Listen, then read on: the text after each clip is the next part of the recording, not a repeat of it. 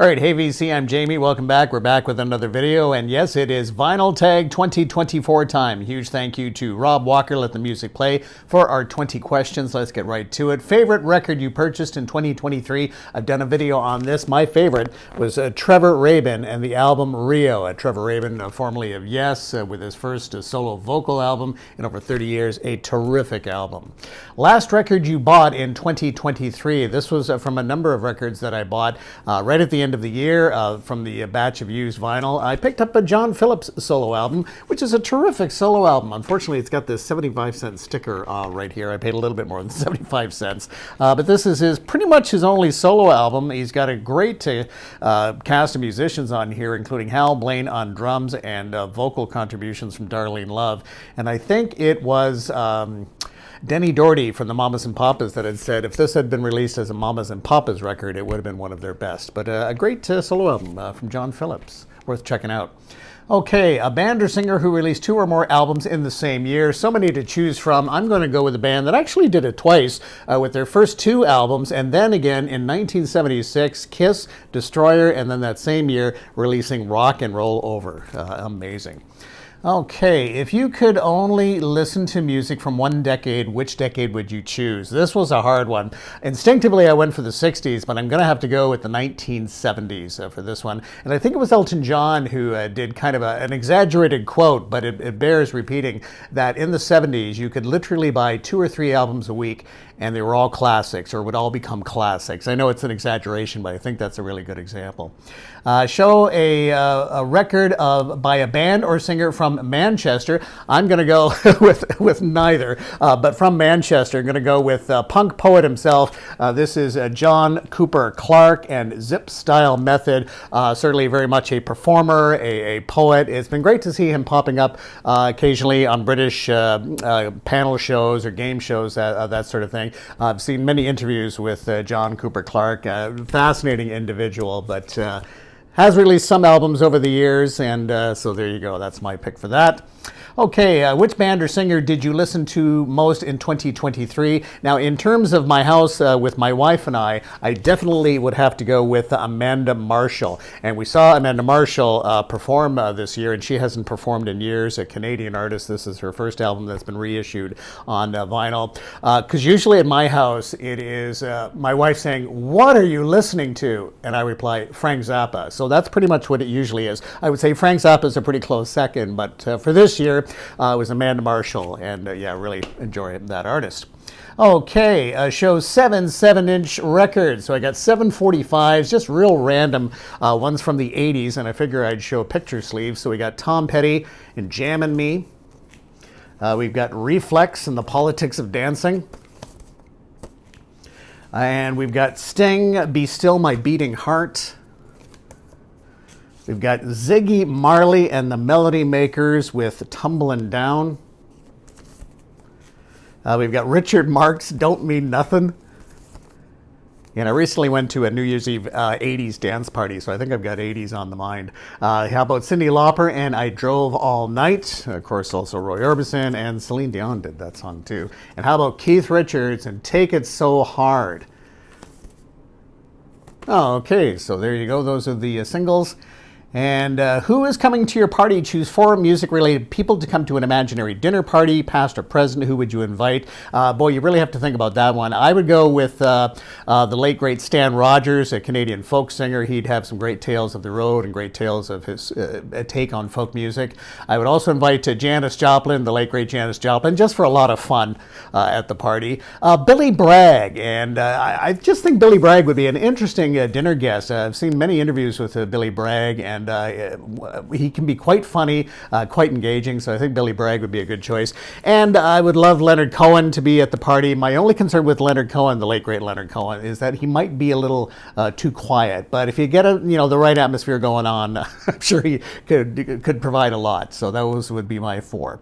Okay, we lost them. Choose one musician who passed. Interesting spelling of passed away in 2023, without a doubt. Have to go with Canadian legend Gordon Lightfoot. We lost Gordon Lightfoot in 2023. Now, having said that, Gordon Lightfoot led a long life, leaves behind just a great legacy of music, an absolute legend. So Gordon Lightfoot's passing, but I would also have to say the passing of Sinead O'Connor and Shane MacGowan from the Pogues was tragic and sad, and just very sad. So we lost some great ones in 2023.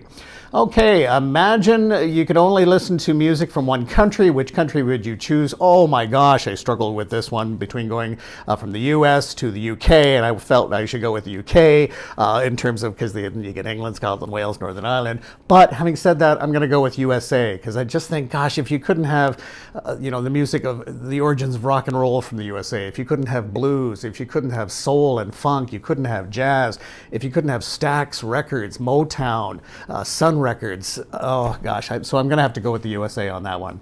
Name 3 vinyl community channels you discovered in 2023. Marsha P, really enjoy her channel, and I really like her laid-back style, passionate about music, and great to see her popping up on some of the VC channel streams and whatnot.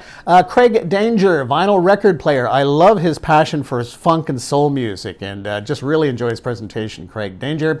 And also George Borden, not necessarily a new channel, but one I've discovered this year, I think simply because of his marathon streaming sessions, like hours and hours, absolutely incredible. So those are my 3 picks there. Show a funk or soul record, question 12, show a record you bought when you were a teenager. I've talked about this one. I bought this back in, I guess, 1979, 1980. The artist is D.L. Byron, and This Day and Age, just kind of a rockin' album. Didn't know anything about this artist. I just picked it up, I guess, based on the cover or whatever, and this quickly became a party classic, and certainly introduced it to my friends who all enjoyed it. And just a fun fact, D.L. Byron wrote the song Shadows of the Night that was sung and recorded by Pat Benatar. Okay, we've got to show a record you, if we're on the right track here. No, sorry, question 13, show a funk or soul record. And this one I just picked up recently from a batch of used vinyl that I picked up at the end of the year. Kool and the Gang, early Kool and the Gang with Wild and Peaceful, containing the hit Funky Soul. So there you go. I love early Kool and the Gang. This is a terrific album on Delight Records, and it's really nice, funky soul, and then side 2 gets kind of jazzy as well. So I was really happy to pick that one up for sure. Okay, question 14, show a record you think everyone has, then show a record you think nobody has. Well, I think I'll follow Rob Walker on this one. Everybody's got Fleetwood Mac rumors, but a record that I don't think anybody has is the band Corduroy Gordon. They are a local area band from St. Mary's, Ontario. I know one of the band members, Chet Greason. This band actually has broken up, if you will. Some members left, and they've formed a new band, I think, called the Bone Rattlers. So this is their one and only album that was released about a year or so ago, and this is Werewolves at High Tides. And they got kind of that sort of traditional folk thing, but with a great sense of humor, so they have lots of fun with what they're doing. Okay, so we've got She's Great, a record by a female artist you bought in 2023. Now, I thought it'd be odd if I didn't show any box sets, so I'm going to go with this from 2023, and this is the box set, the archive series, continuing with Joni Mitchell. So this was picked up in 2023. The Asylum years, 1972 to 1975. I'm just continued to be blown away by the talent of Joni Mitchell. What an incredible artist. I mean, she's great. What can you say? So this is the CD box set, the 5 CD box set. And there you go, that's that one. The favorite video you posted on your channel in 2023 and the favorite video you watched on the VC in 2023. I think my favorite video from the past year is one that didn't get a lot of watches, which I was a little surprised about, but it was when I was able to get to Toronto and check out the Pink Floyd exhibit. This is the one that's touring the world, and it was something a little different for me to kind of film on location. Enjoyed seeing the exhibition, but I think that was my favorite from the year. Certainly a favorite video that I have watched is the channel As It Should Be, which is a fun channel. It gets mentioned often on the VC, and it was the particular episode where Tommy, I can't remember the year that they were focusing on. It's from their albums. I can't remember the year, but it's one where Tommy decides to kind of take over, but then Paul starts imitating Tommy, and it is just hysterical, and I just think that's a great episode from that channel. Okay, question 17. Show me a record you described as a 90s classic. I'm going to go with Green Day, Dookie.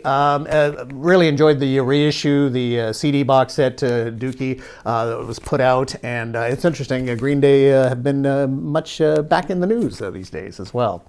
Okay, so we've got, if you could walk into a cover, question 18, look through your collection, choose a record cover you would like to be a part of. I was thinking about this one, but I would love to have been a part of Abbey Road, just as one of the onlookers. You know, when you're not expecting and you look over and see the Beatles crossing the road, crossing the zebra crossing here. I wish, you know, I wish I could have been this guy here.